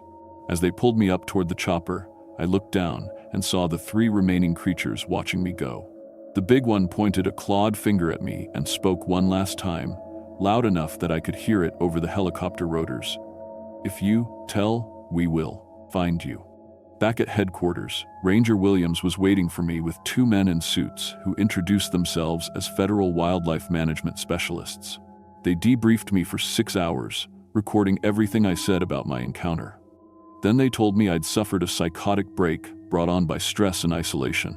They said I'd been found in my tree talking to hallucinations, firing my weapon at shadows. David Chen, they explained, had simply gotten lost and died of exposure somewhere in the wilderness. The official report stated that I'd experienced a complete mental breakdown and was being medically retired from the Park Service due to PTSD. They gave me a disability pension and made me sign documents agreeing never to discuss my hallucinations with media, researchers, or other law enforcement agencies. But they couldn't explain why my service weapon was missing 3 bullets when the rescue team found me. They couldn't explain the claw marks on the tree I'd climbed. And they couldn't explain why satellite imagery from that day showed large heat signatures moving through the forest in coordinated patterns. 3 years later, I'm telling this story because I can't stay silent anymore. I've tried to rebuild my life, tried to convince myself it was all stress-induced hallucinations, but I know what I saw. Those creatures are still out there in the remote areas of Crater Lake, and they have an arrangement with someone in the federal government. Certain areas are kept off limits to the public, and in exchange, the creatures stay hidden and don't venture into populated areas. But sometimes people stumble into their territory by accident. Hikers who get lost, rangers who patrol too far into the restricted zones, researchers who ask too many questions. When that happens, people disappear. The Park Service reports them as missing persons who got lost in the wilderness. Search teams look for a few days, then call it off due to difficult terrain or weather conditions. The families are told their loved ones probably fell into a ravine or were killed by wildlife. But I know the truth. They're being taken to feeding grounds like the one I found, killed, and left as offerings to maintain a treaty that keeps ancient predators hidden from the modern world. I'm telling you this because you need to know what's really happening in our national parks.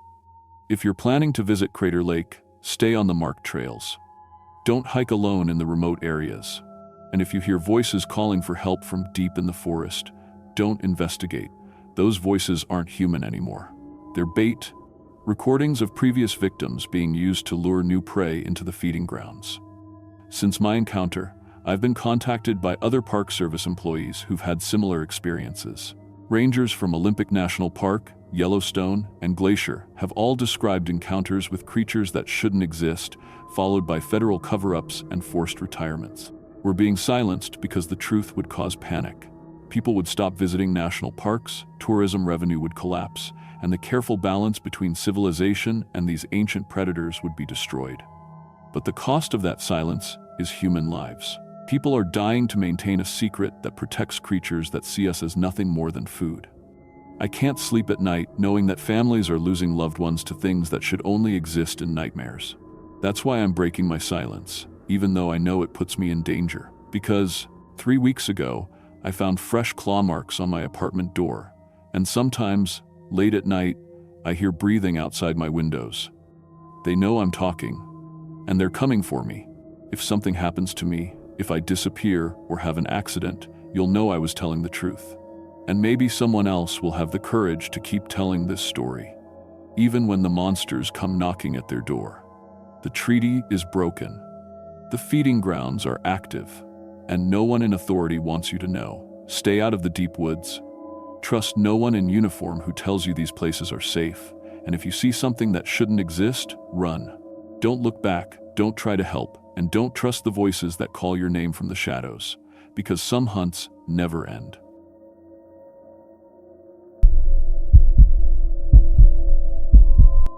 My name is Captain Bill Santos, and I've been commercial fishing out of Newport, Oregon for 15 years. I started when I was 27, fresh out of the Coast Guard, thinking I knew everything about the ocean. My dad ran fishing boats before me, and his dad before him. The sea was in my blood, or so I thought. I've weathered storms that would scare most people onto dry land forever. I've pulled in nets so heavy they nearly capsized my boat. But what happened in September 2021, about 20 miles offshore, didn't just change what I thought I knew about these waters. It changed what I thought I knew about being human. The thing is, when you spend your whole life on the ocean, you think you've seen it all. You get comfortable. You start believing you're at the top of the food chain out there. That was my first mistake.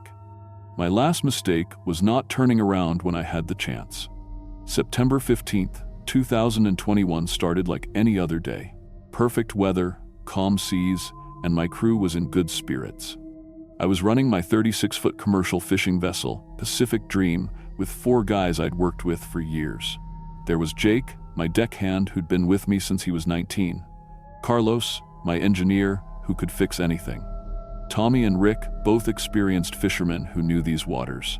We left Newport Harbor at 4 a.m., heading for our usual rockfish grounds about 20 miles out. The Furuno fish finder was showing good readings, and the GPS had us right where we wanted to be. Water temperature was perfect at 58 degrees. No wind, visibility for miles. Days like this, you make your money. Our first few sets went perfectly. We were using bottom trawl nets, dragging them along the seafloor at about 180 feet deep. Every haul came up packed with lingcod, rockfish, and some nice petrel sole. By noon, we had nearly 800 pounds in the hold.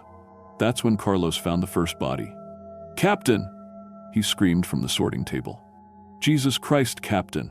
Tangled in our net, wrapped in kelp and barely recognizable, was what remained of a human torso. No head, no arms, just a torso in a torn yellow rain jacket with Lisa Marie stitched on the chest, the name of a fishing vessel that had gone missing 3 weeks earlier with all hands. "Get it off my boat," Tommy whispered, backing away. "Get it off right now." But as Carlos tried to untangle the remains, more pieces started falling out of the net. A bloated arm, part of a leg still wearing a rubber boot. Chunks of something that might have been human but were too decomposed to tell. "We need to call the Coast Guard," I said, reaching for the radio. But when I keyed the mic, all I got was was static. Complete radio silence on all channels. "That's impossible," Jake said. The radio was working fine this morning. I tried the satellite phone. Nothing. Even our emergency beacon wasn't responding. We were completely cut off from the outside world. That's when my sonar started showing something massive moving beneath our boat. At first, the sonar return looked like a school of fish, 19 a T, this massive shape maybe 60 feet long, moving about 30 feet off the bottom. But fish don't move like that. This thing was tracking us, staying directly under our hull, no matter which direction I turned the boat. That's gotta be a whale, Jake said, but his voice was shaking. I've seen whales on sonar before. They move in straight lines, surfacing every few minutes to breathe. This thing was following our exact course changes, like it was hunting us. When I turned the boat to port, it turned with us. When I slowed down, it slowed down. Whales don't do that, I told him. And whales don't eat people. Carlos came up from the engine room, his face pale. The engine temperature's spiking, and I can't figure out why. It's like something's interfering with the cooling system. That's when the proximity alarm started screaming. The sonar showed whatever was down there was rising fast, coming straight for us. Everyone get inside the wheelhouse, I ordered. Now.